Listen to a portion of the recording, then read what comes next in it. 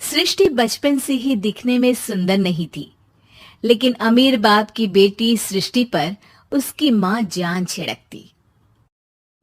मेरी बेटी कितनी प्यारी है।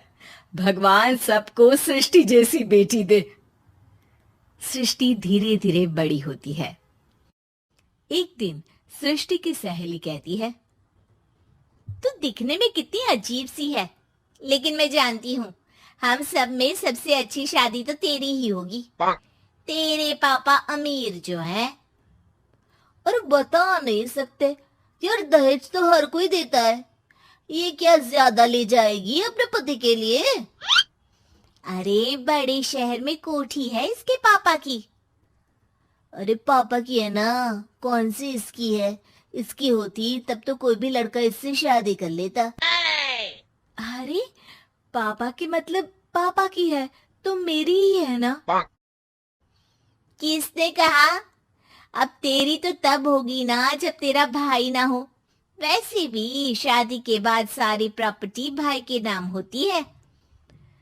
सृष्टि समझ जाती है कि उसे किसी भी हालत में माँ बाप की सारी प्रॉपर्टी को अपने नाम करना है, लेकिन कैसे? एक दिन सृष्टि का भाई शीनू कहता है, बहन क्या कर रही है? तुझसे एक बात करनी है। अरे हाँ हाँ करना, मैं तो तेरी बहन हूँ। बहन मेरी लाइफ में ना एक लड़की है, बहुत अच्छी है। मैं सोच रहा हूँ माँ और पापा से बात करूँ शादी के लिए। सृष्टि को समझ में आ जाता है कि भाई की शादी होते ही भाभी उसे एक दिन भी घर में बर्दाश्त नहीं करेगी। आ, क्या बात है भाई, बताना कौन है वो? यार वो बहुत अच्छी लड़की है, पढ़ी लिखी है, मेरे साथ जॉब भी करती है। बस एक प्रॉब्लम है। हाँ, प्रॉब्लम? क्या प्रॉब्लम है भाई? यार वो शादीशुदा है, लेकिन उसके पति ने उसे सिर्फ इसलिए छोड़ दिया क्योंकि उसके माँ बाप दहेज नहीं दे पाए। सृष्टि ये सुनकर न जाने क्यों खुश हो जाती है। अरे भाई तो क्या हुआ, लड़की तुझे तो पसंद है ना? शीनू को लगता है कि बहन उसे समझ रही है। वो इस बात से अनजान होता है कि उसकी बहन की मंशा पूरा घर हड़पने की है।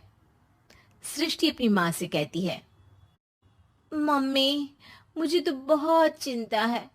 पता है शीनू क्या कर रहा है? अरे क्या कर रहा है? वो तो काम पर जाता है और वापस घर आता है। नहीं ना माँ, वो यही तो नहीं कर रहा, बाकी सब कर रहा है। आपको पता है उससे प्यार है, और वो भी एक शादीशुदा लड़की से। हैं? ये क्या हो गया? मैं सोसाइटी में क्या मुंह दिखाऊंगी? अरे तेरे पापा तो यही कहेंगे कि मैंने ही उसे बिगाड़ दिया है। माँ देखो, मेरी बात मानो, पापा पर भी विश्वास करने की जरूरत नहीं है। अब आप ही बताओ, पापा इतनी देर घर के बाहर रहते हैं क्यों? बोलो। अरे बेटा वो तो नौकरी करते हैं ना। तू बहुत भोली है माँ। पापा का ऑफिस तो 7 बजे खत्म हो जाता है, लेकिन देखो कितनी देर से आते हैं। अरे नहीं नहीं बेटा, ऐसी कोई बात नहीं है। सृष्टि माँ को एक औरत से बात करते पिता की फोटो दिखाती है। देखो माँ, कैसे हैं पापा? मैं ना कहती थी कि पापा सही नहीं है। मैं तेरे पापा से बात करूंगी, दे फोटो मुझे। ओ माँ, वो तो डिलीट हो गई। लेकिन चल, तूने तो देख लिया ना। पापा से बाद में बात कर लेना, और हाँ, मेरा नाम बिल्कुल मत लेना, हाँ माँ। अब क्या था, सृष्टि के माँ और पिता के बीच झगड़ा होना शुरू हो जाता है। सृष्टि के मन में क्या चल रहा था कोई नहीं जानता था। एक दिन, माँ, सृष्टि के लिए एक लड़का देखा है, वो लोग शाम को उसे देखने आने वाले हैं। और हाँ माँ, एक खुशखबरी, मैं और पापा मिलकर एक नया बिजनेस ट्राई कर रहे हैं। शाम को लड़का आता है, सांवले रंग का। सृष्टि को तो बिल्कुल भी पसंद नहीं आता। लड़के की माँ कहती है, लड़की का चेहरा तो कोई खास नहीं, लेकिन अगर मेरे बेटे को आप लोग सेटल कर दे तो मैं उसकी शादी आपकी बेटी से करवा दूं। सृष्टि को लड़का बिल्कुल पसंद नहीं था। उसे भाई पर गुस्सा आ जाता है।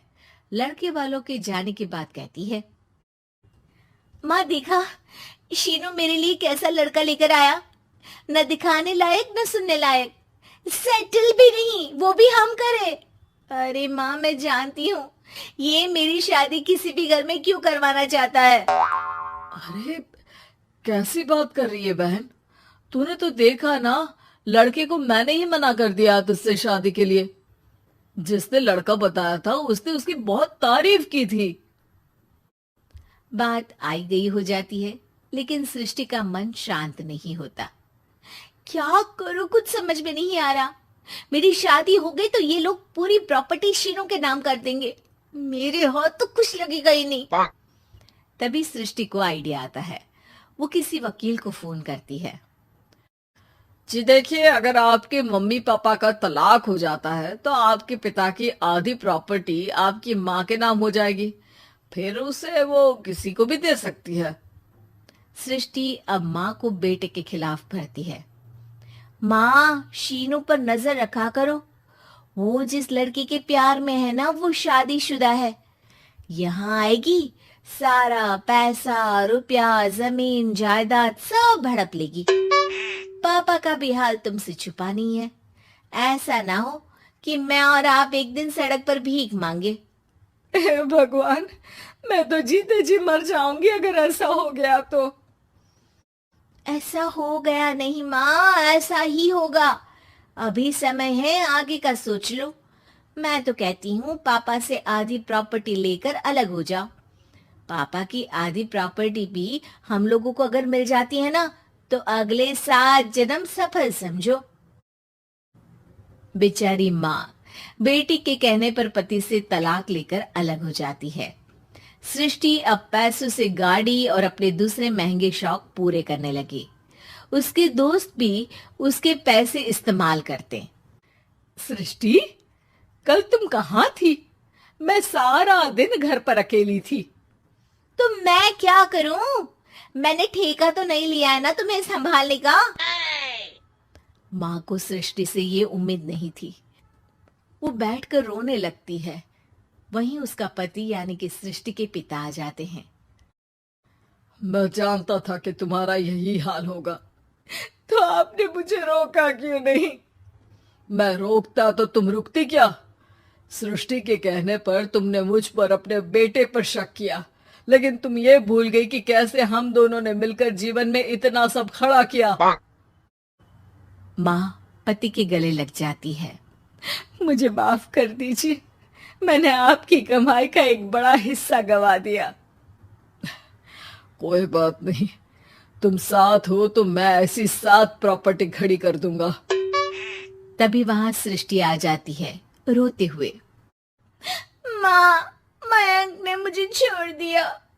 वो बोल रहा था जब तक मेरे पास पैसे थे तब तक ही वो मेरे साथ था,